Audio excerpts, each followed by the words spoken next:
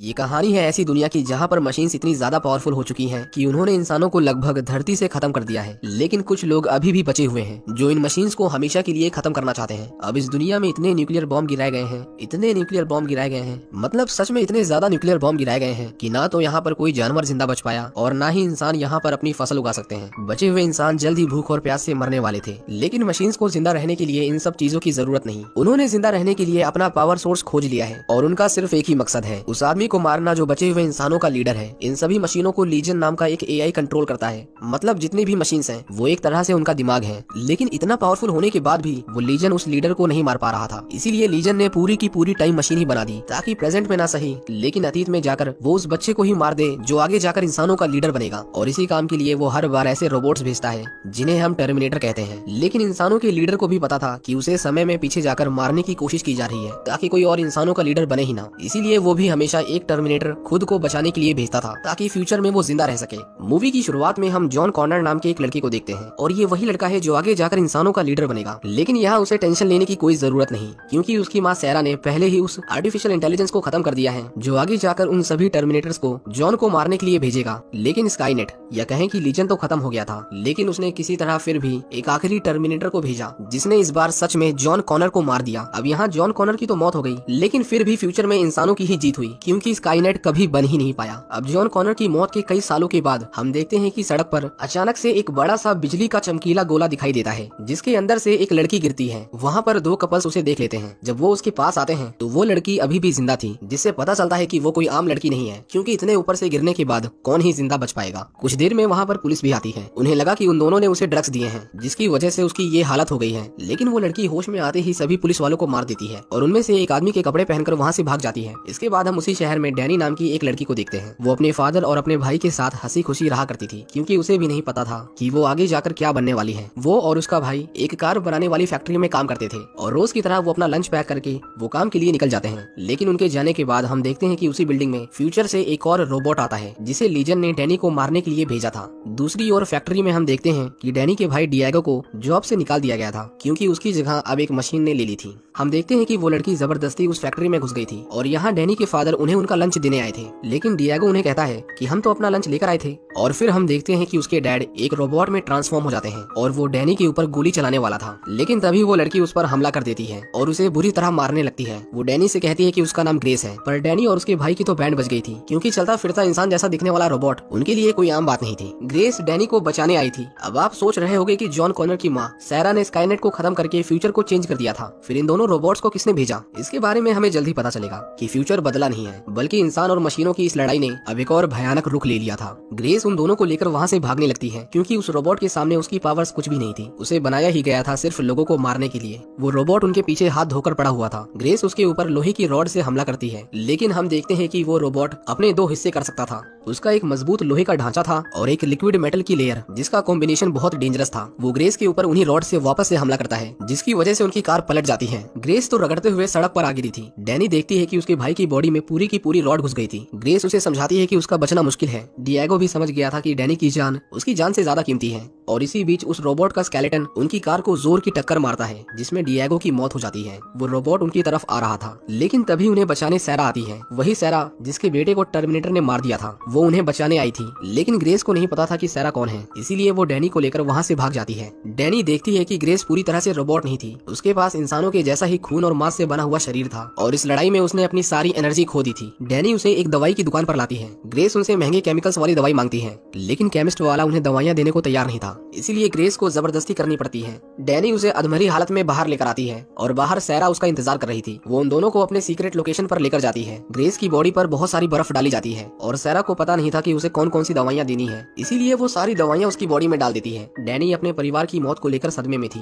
कि कैसे एक झटके में उसका पूरा परिवार खत्म हो गया। सैरा उसे समझाती है कि अगर ये टर्मिनेटर्स उसके पीछे पड़े हैं तो उसे अपने लोगों की मौत पर रोना बंद करना होगा क्योंकि अभी बहुत से ऐसे लोग हैं जिन्हें वो तुमसे छीन लेंगे। करेंगे। जब ग्रेस को होश आता है तो वो सैरा से पूछती है कि तुम्हें कैसे पता चला कि डैनी कहाँ पर मिलेगी, जिस पर सैरा उसे बताती है कि मुझे हर 2-3 साल में एक मैसेज आता है जिसमें फ्यूचर से आए उन रोबोट्स की लोकेशन होती है और उसके बाद मैं वहाँ जाकर उन्हें खत्म कर देती हूँ। ग्रेस उसे बताती है कि फ्यूचर में लीजन नाम का एक एआई है जो इंसानों को खत्म करना चाहता है, लेकिन उसके फ्यूचर में किसी ने भी स्काईनेट के बारे में नहीं सुना था जिसे सैरा ने खत्म कर दिया था। पर ये जो लीजन था वो स्काईनेट से ही बना था। ग्रेस सैरा की फोन को स्कैन करती है और उसे उस लोकेशन का पता चल गया था जहाँ से ये सभी मैसेज आया करते थे। और हैरानी की बात ये थी कि ये वही लोकेशन थी जहाँ पर ग्रेस डैनी को ले जाना चाहती थी ताकि वो सुरक्षित रहे। फिर क्या था, वहाँ तक पहुँचने के लिए उन्हें बस बॉर्डर पार करना था, मतलब गैर कानूनी तरीके से। डैनी के अंकल इन सब कामों में माहिर थे, इसीलिए वो उनके पास जाने लगते हैं। दूसरी तरफ वो रोबोट मैक्सिको के डेटा सेंटर में जाकर शहर की सारी सीसीटीवी फुटेज और मोबाइल कैमरास को एक्सेस करके पता लगा लेता है कि डैनी कहाँ पर जा रही है। लेकिन तब तक डैनी वहाँ से निकल चुकी थी। वो अपने अंकल के पास आती है और उन्हें बताती है कि कुछ रोबोट्स उनका पीछा कर रहे हैं, लेकिन ये सब बातें उसके अंकल के सिर के ऊपर जा रही थी। हाँ, लेकिन एक काम वो बहुत अच्छे से कर सकते थे, जो था उन्हें बॉर्डर के उस पार ले जाना। रात को वो चारों मिलिट्री की नाक के नीचे से होते हुए बॉर्डर पार कर रहे थे, लेकिन वो टर्मिनेटर मिलिट्री के सर्विलेंस सेंटर में घुसकर उनके ड्रोन से उन्हें ढूंढ लेता है और वहाँ की मिलिट्री को बता देता है कि कुछ लोग बॉर्डर पार करने की कोशिश कर रहे हैं। पुलिस उन्हें तुरंत ही चारों तरफ से घेर लेती है और तभी टर्मिनेटर उस ड्रोन को उनके ऊपर गिरा देता है, जिसके चलते सभी पुलिस वाले मारे जाते हैं। लेकिन ग्रेस ने डैनी को बचा लिया था। पुलिस ने डैनी और सैरा को पकड़ लिया था और वो ग्रेस की बॉडी का पोस्टमार्टम कर रहे थे। वो रोबोट भी उन घुसपैठियों की जेल तक पहुँच गया था। ग्रेस उन डॉक्टर्स को मारकर वहाँ से भाग जाती है और इससे पहले वो टर्मिनेटर डैनी को मार देता, ग्रेस सभी को आजाद कर देती है और इस भगदड़ का फायदा उठाकर ग्रेस डैनी को वहाँ से निकाल लेती है। सैरा भी उनके पीछे आ रही थी। वो तीनों उस टर्मिनेटर के हाथों पकड़े जाने से बाल बाल बचते हैं। इसके बाद वो तीनों उस लोकेशन पर आते हैं जहाँ से सैरा को मैसेज आते थे। वहाँ जंगलों के बीच में एक घर था और वो जब उस घर की बेल बजाते हैं तो उसके अंदर से वही टर्मिनेटर निकलता है जिसने जॉन कॉनर को मारा था। सैरा उसे देखते ही उसके ऊपर गोली चलाती है, लेकिन ग्रेस उसे रोक लेती है। इस वाले रोबोट ने अपना नाम कार्ल रखा था और यहाँ पर उसकी फैमिली भी थी,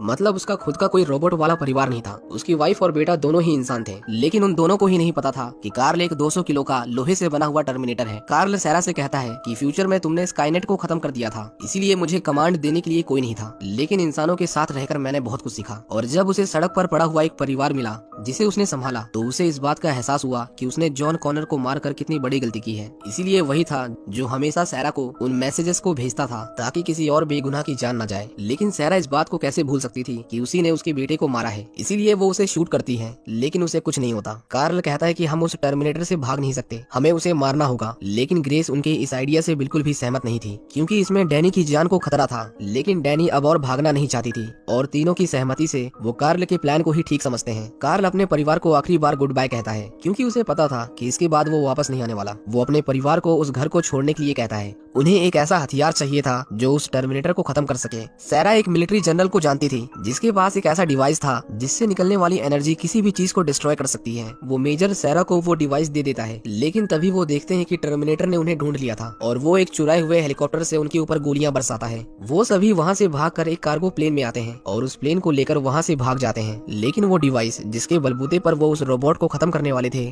वो अब खराब हो गया था। कार्ल कहता है कि इनके बिना हमारे जीतने के चांसेस 12% हैं। डैनी उन्हें कहती है कि हम फिर भी कोशिश करेंगे। ग्रेस उसे बताती है कि जब वो छोटी थी तो उसी ने उसकी जान बचाई थी और डैनी ने ही उसे फ्यूचर से भेजा है तुम्हें बचाने के लिए। यानी डैनी एक तरह से उनकी नई जॉन कॉनर थी और वही आगे जाकर उनकी नई लीडर बनेगी जो इंसानों को उन मशीन्स के खिलाफ तैयार करेगी। अब वो तीनों उस टर्मिनेटर से पीछा छुड़ाने का सोच ही रहे थे कि तभी वो टर्मिनेटर एक बड़े कार्गो प्लेन से उनका पीछा करने लगता है। वो अपने प्लेन की उनके प्लेन के साथ एक जोरदार टक्कर करता है जिसकी वजह से वो सभी क्रैश करने लगते हैं। उस प्लेन के अंदर एक मिलिट्री कार थी जिसमें पैराशूट लगे हुए थे। ग्रेस उन सभी को उस कार के अंदर बैठाती है और दूसरी तरफ कार्ल उस टर्मिनेटर को रोकने की पूरी कोशिश कर रहा था, लेकिन उस एडवांस रोबोट के सामने वो बहुत कमजोर था। दूसरी तरफ उनकी कार हवा में गिरते हुए एक डैम से टकराती है और वो लोग जिंदगी और मौत के बीच में झूल रहे थे। ग्रेस देखती है कि वो टर्मिनेटर उन्हें मारने आ रहा था तो उसे मजबूरन डैम से कूदना पड़ता है। उनकी कार अंदर से वाटरप्रूफ थी, लेकिन वो टर्मिनेटर उनके दरवाजों को तोड़ देता है जिसकी वजह से वो सभी डूबने लगते हैं। लेकिन अभी तक वो तीनों मरे नहीं थे। किसी तरह वो पानी के बाहर आते हैं। वो उस डैम के रिएक्टर में जाते हैं जहाँ पर पानी से बिजली बनाई जाती थी। ग्रेस एक बार फिर से कमजोर हो गई थी और बिना दवाइयों के वो उनसे लड़ नहीं पाती। ग्रेस डैनी से कहती है कि वो भाग जाए क्योंकि अब हम दोनों में से कोई भी तुम्हें हमें बचाने की हालत में नहीं है। लेकिन तभी हम कार्ल को देखते हैं जो अभी तक जिंदा था और उसके पास ग्रेस की दवाइयाँ भी थी। लेकिन इस बार डैनी कहती है कि हमें यहीं रुककर लड़ाई करनी होगी, हम जितना भी दूर भागें एक ना एक दिन तो वो मुझे मार ही देगा। वो टर्मिनेटर उनके सामने आता है। वो कार्ल से कहता है कि हम दोनों का एक ही मकसद है, इंसानों के लीडर को खत्म करना, इसीलिए इस लड़की को मुझे मारने दो। लेकिन कार्ल अब वो रोबोट नहीं था जिसे सिर्फ लोगों की जान लेने के लिए बनाया गया था। वो तीनों उसके ऊपर अटैक करते हैं, लेकिन उसे कितना भी मारो, कैसे भी मारो, वो बार बार उठ खड़ा होता था। ग्रेस उसके टुकड़े कर देती है, लेकिन उसका स्केलेटन अभी तक जिंदा था। आखिर में वो उसे पकड़कर उसके सिर को रिएक्टर में डाल देते हैं। कार्ल ने उसे रिएक्टर के अंदर पकड़ रखा था, क्योंकि टर्मिनेटर की सबसे बड़ी कमजोरी होती है बहुत सारी एनर्जी का ओवरडोज, और उस रिएक्टर के अंदर इतनी एनर्जी थी कि उसके धमाके से टर्मिनेटर के टुकड़े हो जाते हैं। लेकिन ग्रेस और कार्ल भी इस धमाके से बुरी तरह डैमेज हो गए थे। सैरा देखती है कि वो टर्मिनेटर अभी तक जिंदा था, लेकिन अब कोई नहीं था जो उसका मुकाबला कर सके। ग्रेस डैनी से कहती है कि तुम मेरे पावर सोर्स को निकालकर उसके सिर के ऊपर वार करो, इसके धमाके से वो इस बार बच नहीं पाएगा। लेकिन इसका मतलब ये था कि इसमें ग्रेस भी मारी जाएगी। ग्रेस उसे समझाती है कि मेरा मरना तय था, लेकिन तुम्हारा जिंदा रहना जरूरी है। इसके बाद डैनी उसके पावर सोर्स को निकाल लेती है और वो उस टर्मिनेटर को मारने जाती है, लेकिन वो पूरा लोहे का बना हुआ था और उसके शरीर पर जलता हुआ लावा था। डैनी उसके सामने टिक नहीं पाती और वो रोबोट उसे मारने लगता है। लेकिन तभी कार्ल को होश आता है और वो उस टर्मिनेटर को पकड़ लेता है। मौके का फायदा उठाकर डैनी उसके सिर पर उस पावर सोर्स से हमला करती है, लेकिन मरते मरते भी वो डैनी को खत्म करना चाहता था। इसीलिए कार्ल उसे अपने साथ लेकर उस रिएक्टर के अंदर कूद जाता है और उस टर्मिनेटर को किसी भी हालत में उस पावर सोर्स को निकालने नहीं देता, और आखिर में उसे निकलने वाली हीट से वो दोनों मारे जाते हैं। सैरा उसे अपने सामने खत्म होते हुए देखती है। उसने सोचा था कि उस टर्मिनेटर को मारने के बाद वो कार्ल को भी मार देगी, लेकिन यहाँ कार्ल सच में उनकी मदद करना चाहता था और इसके लिए वो खुद को सैक्रिफाइस करने के लिए भी तैयार था, और आखिर में उसने किया भी। और इस तरह दो लोगों के मरने के बाद आखिर में डैनी की जान बच गई थी। इसके बाद हम डैनी को एक स्कूल के बाहर एक लड़की पर निगरानी रखते हुए देखते हैं। ये लड़की कोई और नहीं बल्कि ग्रेस थी, और अब बस कुछ ही सालों में लीजन पूरी दुनिया पर अपना कब्जा करने वाला है। डैनी कहती है कि इस बार वो चाहे कुछ भी हो जाए ग्रेस को किसी भी हालत में मरने नहीं देगी। और इसी के साथ ये मूवी यहीं पर खत्म हो जाती है। उम्मीद करता हूँ कि आपको पास्ट, फ्यूचर और टर्मिनेटर्स की ये कहानी पसंद आई होगी। इसी तरह की मशीन्स के ऊपर हमारी एक और कहानी है जिसे आप राइट वाली वीडियो पर क्लिक करके देख सकते हैं। Thank you for watching.